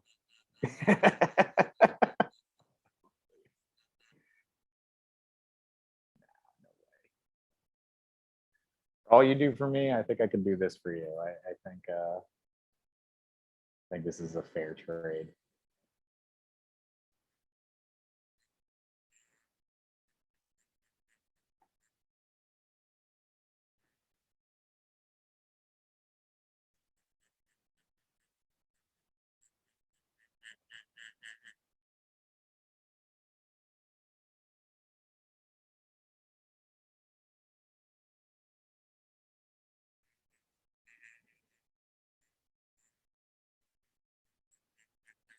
I can't believe you thought I'd charge you for this. What the fuck is wrong with you? Okay, okay, good. You were like, I don't care. Like, you don't care. You should care. Yeah, you should care.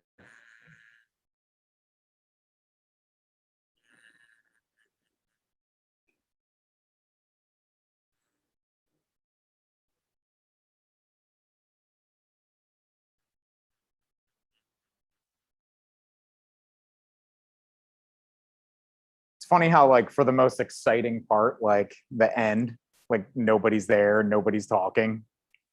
Like, fine, guys. Just when we got excited. Right? Well, we're excited because we've seen this literally progress from stencil Yeah. to line work to black shading to start of color. We've watched the whole progression. People might be tuning in right now and they might not have seen the full progression. Yeah. Do you have the ability to do a time lapse with that? Like, I mean, once I download the video, I can always edit it and speed it up. you don't have to do anything, man. I was just curious. I think it'd be like funny to see it like Benny Hill style, Mm-hmm.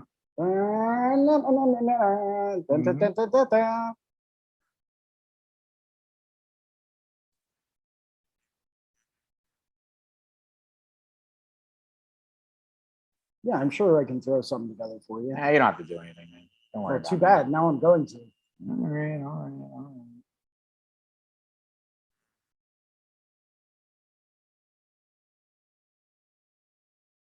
Bum, ba-da-dum, ba-da-dum, bum, bum, bum, bum, bum, bum, bum, bum, bum, bum, bum, bum, bum, bum, bum, bum, ba-da-dum, ba-da-dum, ba-da-dum, Oh, so close. I'm like trying to move like that too.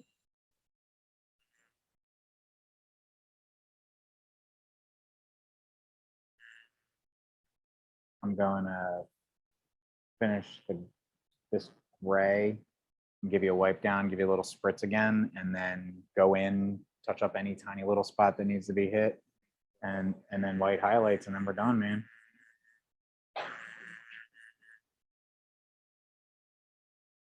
It's all right if I call you man? All right, cool. Jerry P's been watching it the whole time and just made the comment super stoked on it. Aw.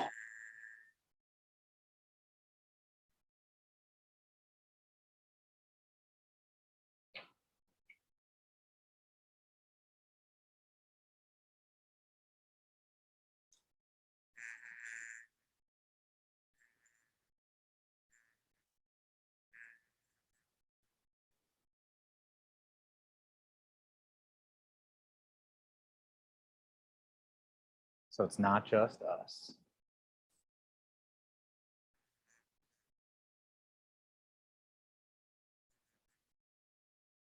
It's like those people that start at the beginning and aren't here now. They're the same people that just leave in the middle of a movie Quite possibly. and then come back in and go, what's going on?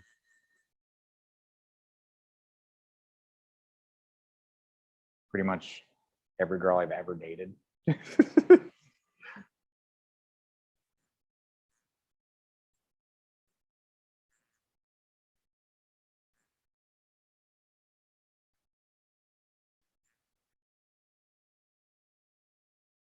Give me a little spritz. What'd you say? Give you a lot of spritz.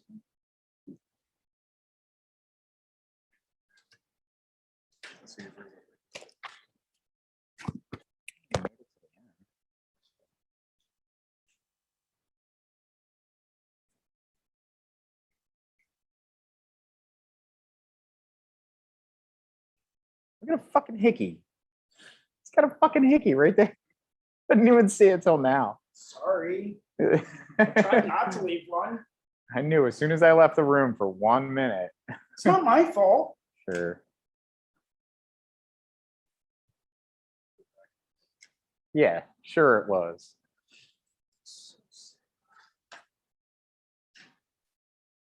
I'm Love sorry. the way that you hit that dick in there. Surprised you only noticed one. Oh no, I picked out at least 4. I don't like them hidden. Can you do the other side? Yeah. Can you make them more obvious? I want dicks everywhere. God. Oh, spritz. Sorry. Not this one? I got to take my gloves off. Well, glove prices are going back down, right, guys? Maybe eventually. Yeah, I know. Why would they go down if they're getting $25 a box for them? Why would they go down back to where they were at $8.50 or $9? You know. Good question. You know, when everybody went crazy about people hiking up mask prices, why did anybody go crazy about the hiking of glove prices as well? It doesn't make any sense. And then you see these people in like Wegmans or the grocery store, and they have one fucking pair of gloves on and they're touching everything with them. And it's like, what's the fucking point? You just touched your phone, your credit cards, you touched everything with those gloves, and you somehow think you're safe? Like, anyway. And rent. Doing tiny little touch-ups, white highlights, and then we're done. But yeah, we're pretty much there.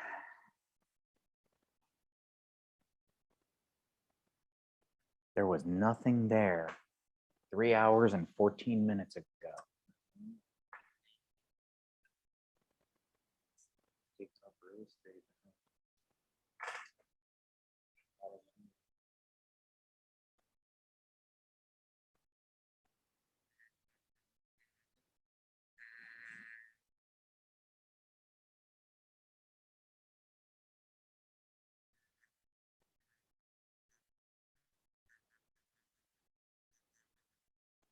I wonder how it's going to be tattooing Benji's whole head.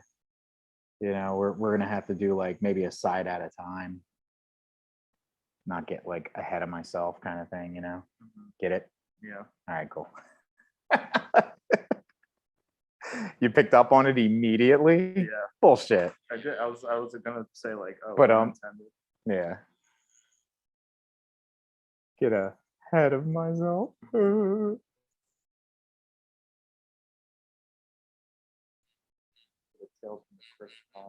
Yeah, it is. Never do the cat. John, yeah, I can't do it. I'm the crypt keeper. Do you know Benji Harris? He used to own the Philadelphia Tattoo Collective. I outlined his entire fucking head in one sitting. Jeez. The whole head, dude. Every bit of it except for like his face. And dude, he sat like nothing was even happening to him. He was chatting the whole time about his wedding and everything. I was like, how the fuck is this guy still alive? Like, I feel like if somebody lined me once, on one side of my head, I'd be like, we could totally finish that like some other time if you want. Yeah. That's because, I mean, when you get started, you don't really have a choice. You gotta have it finished. You throw the anchor in, there's the weight overboard, and there's nothing you can do about it.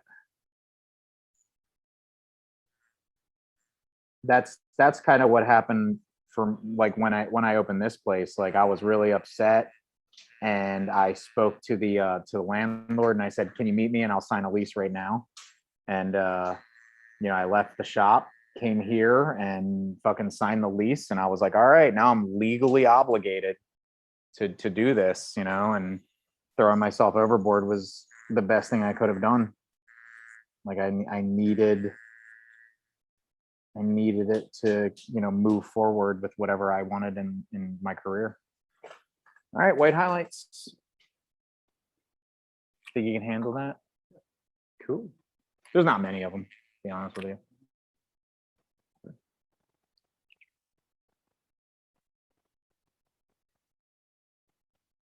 Imagine if I was like. but I got to put out white. I don't even have white out. Didn't even pour it. Didn't even pour it. Yeah, well. It's fine.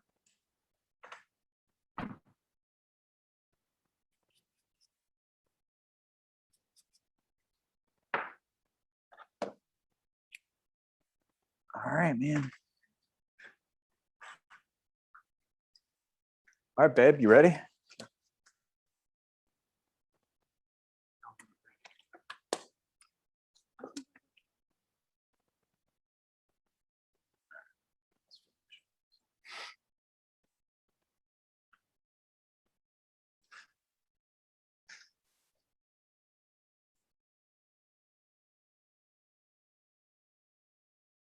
And this is where you're using that 9 round. Yeah.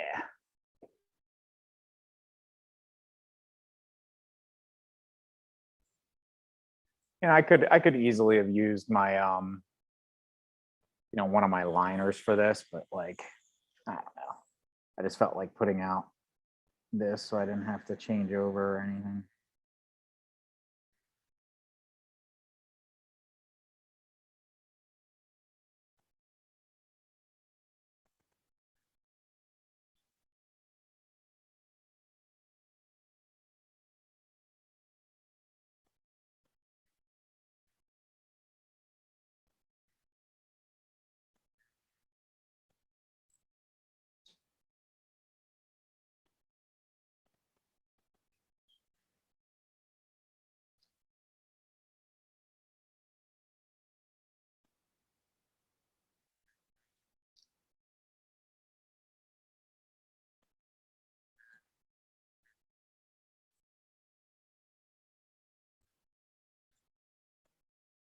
Did anybody come to the door today?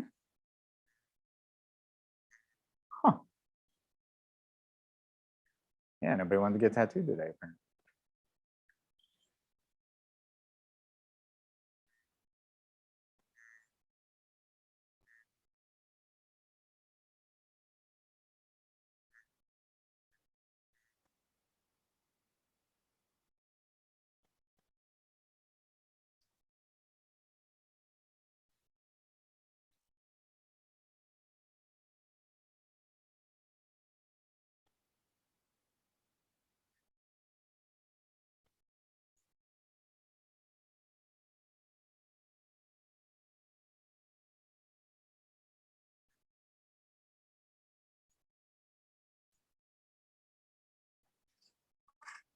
Voila.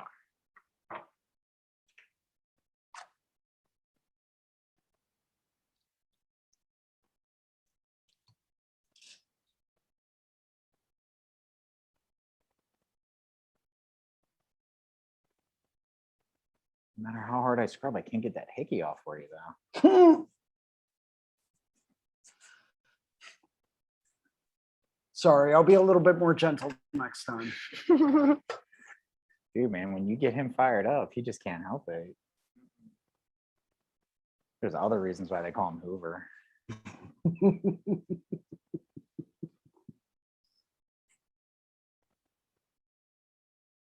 That's awesome, man. You got a good shot of it? Yeah, I'm just switching a couple of camera angles and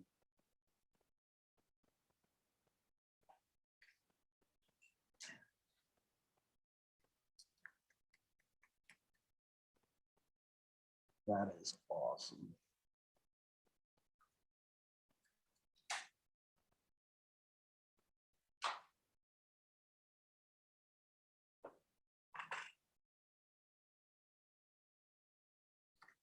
Oh yeah, man. Oh yeah. Sexy motherfucker. Cool. Well, I'm going to flip the camera around, do a quick little sign off, and yeah, we'll wrap it all up. Sweet. Cool. Hey guys, thanks a lot for tuning in today. Sorry about the technical issues earlier. I want to just say thank you to Rich Wren and Relic Tattoo for allowing me to come in. do some live streaming, and you know, go through and detail his process.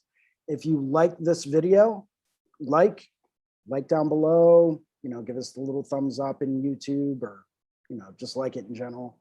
You know, share it, subscribe if you want to. We're trying to hit the 1,000 subscribers mark in YouTube.